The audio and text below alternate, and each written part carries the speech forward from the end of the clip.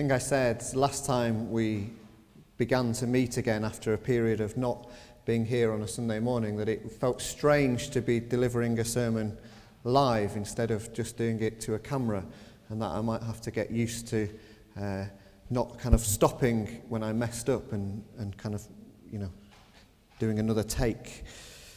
The added complication today is that we're actually filming this for the website as well.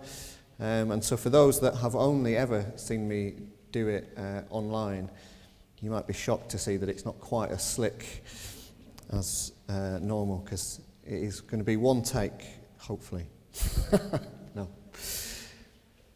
So our first reading this morning was from Ezekiel chapter 37, and it describes a vision that Ezekiel has had where he was taken down to a valley filled with dry bones. And it's probably worth at this point just putting some context into that. Ezekiel is writing at a point where the nation of Judah has been defeated and they've been ransacked by the Babylonian Empire.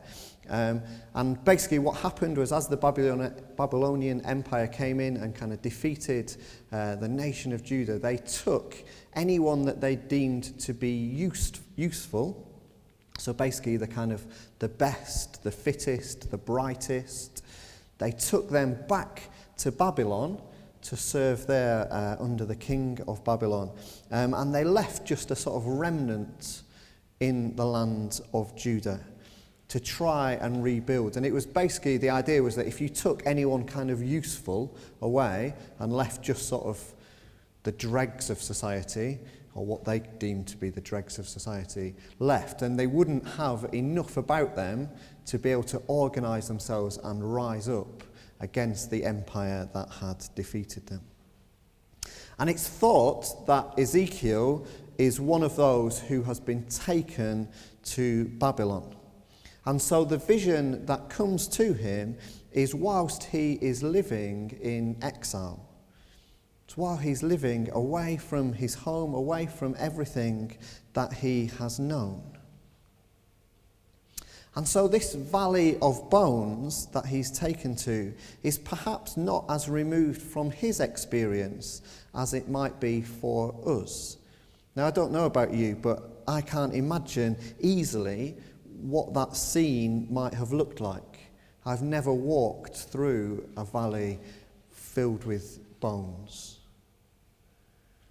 But in the ancient world, it was quite common for victors in battle to leave the bodies of the vanquished to rot where they had fallen. It's kind of the last indignity that could be visited upon them.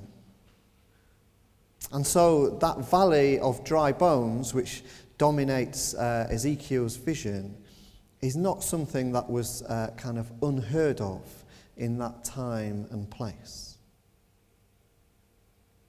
But yet, as the voice of God talking with Ezekiel makes clear, these bones are not the remnants of those defeated in battle with the Babylonian armies, but rather they're there to symbolize those that have been left, both the remnants in Judah and the exiles in Babylon.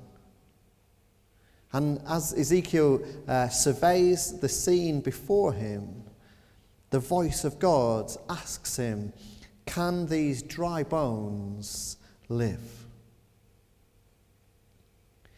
Ezekiel's answer is rather non-committal.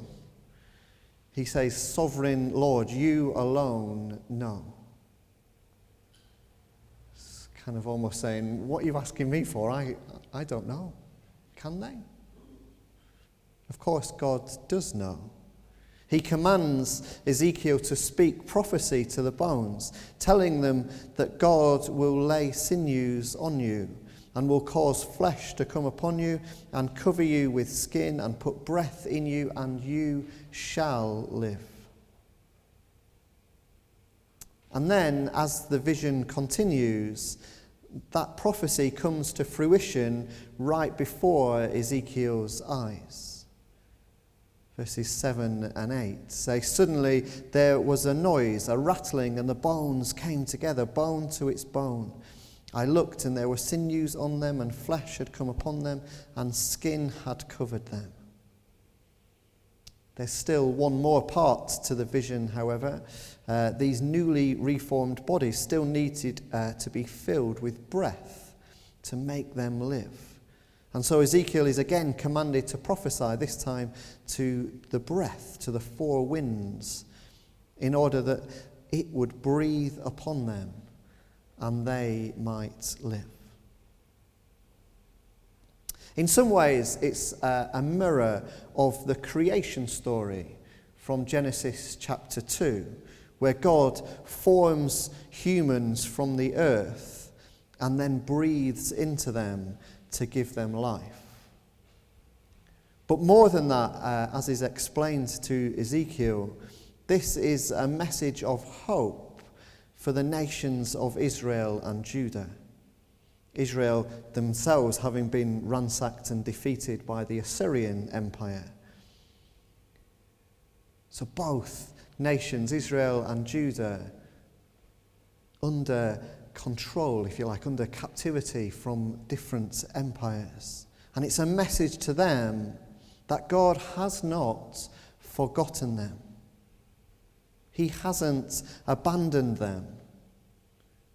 And he will bring transformation and new life.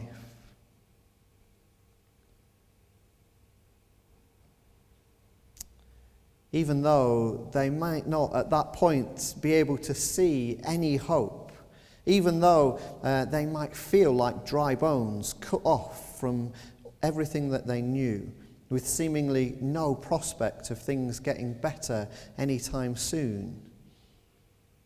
And having been, according to Ezekiel's early prophecies, handed over to their enemies because of their rebellion against God, still, this was not going to be the end of the story. And those dry bones would indeed live again. Now, we might not know exactly what it was that the Israelites felt. We perhaps have not been cut off from our home, removed from our land, torn away from family and friends. Although, of course, it's always worth remembering that even today, there are plenty of people in our world who do know exactly what that feels like. But even though we might not, there are probably times and situations that we can think of where it's felt like there has been no hope, where any lingering glimmer of a resolution has seemingly long gone. After all, this is not like the resurrection of Lazarus, where although Lazarus' life had ended, his body remained intact. Rather, this is a scene where any trace of life has been eroded, has been eaten away and rotted away. And perhaps we can remember a time or a situation that felt like that. Maybe even we might find ourselves in the midst of one right now. This vision given to Ezekiel for the house of Israel, I think can also speak to us today. And I don't know exactly what situation you've brought to mind, but I hope that whatever it is, you can hear God speaking to you this morning. I hope that you can hear God saying that this is not the end of the story, that he has not left you nor forgotten you, and that he can and will bring transformation and new life.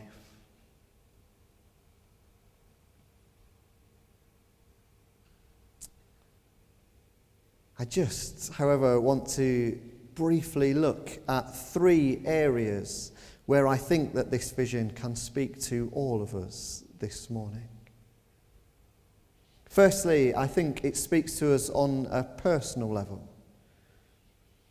This passage has occasionally been taken as being speaking about the promise of resurrection. And there is perhaps an element of that in there. However, that's not what would have been on the minds of Ezekiel or the exiles in Babylon or the remnants back in Judah. Rather, their complaints in verse 11, our bones are dried up, our hope is lost, we are clean cut off, suggests that they feel themselves cut off from God's presence. As one commentator has noted, for the exiles, being cut off from God means they are as good as dead. This vision then is not so much about death and resurrection as about despair and hope. Into the hopelessness of the exiles, Ezekiel offers a startlingly,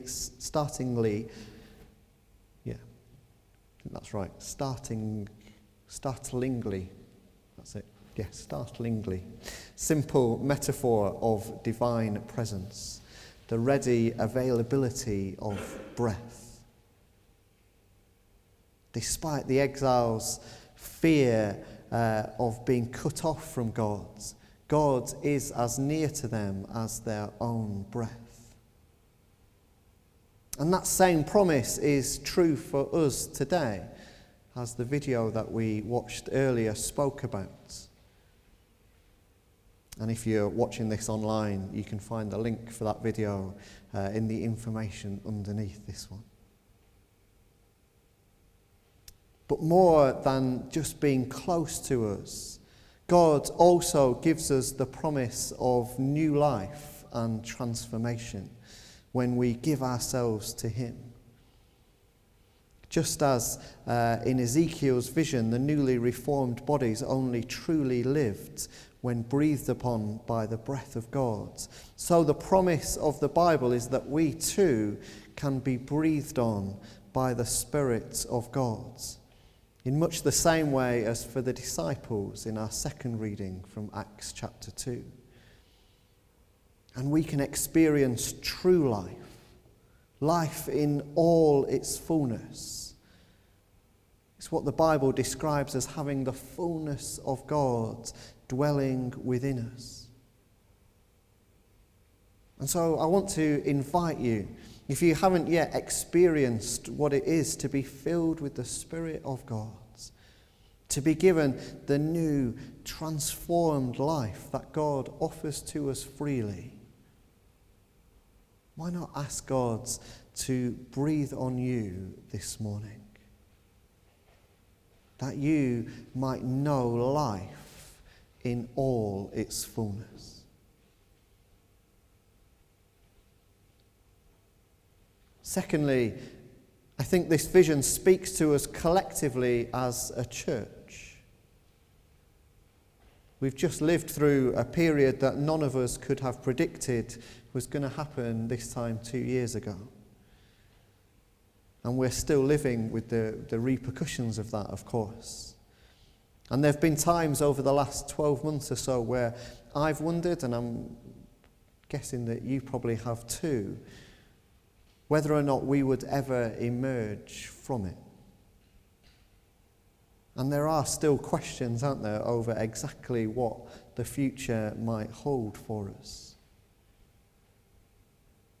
But just as for the exiles in Babylon and the disciples in that upper room experienced, God is always calling us forward, always calling us into a new thing.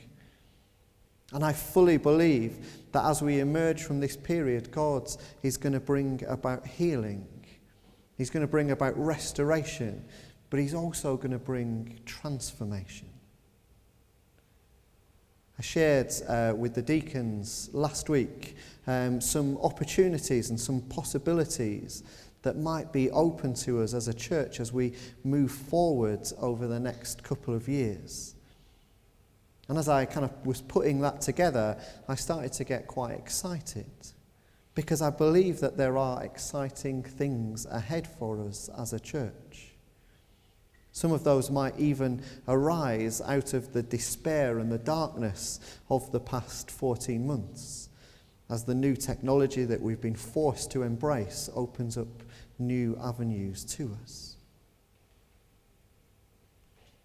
And so, as this is Pentecost Sunday, as it is kind of often referred to as the birthday of the church, I want to encourage you to pray for the church here in Bacup, as well as the church beyond Bacup, that we might not stand still, that we might not allow worry and fear to inhibit us, but that we might be open to the leading of the Holy Spirit and ready to embrace the new things that God is calling us to.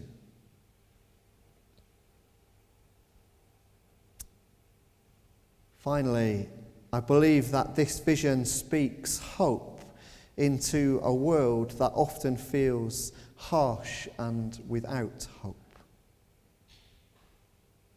You don't have to look very far at all to find situations that seem beyond hope. From the conflict between Israel and Palestine to issues of climate change,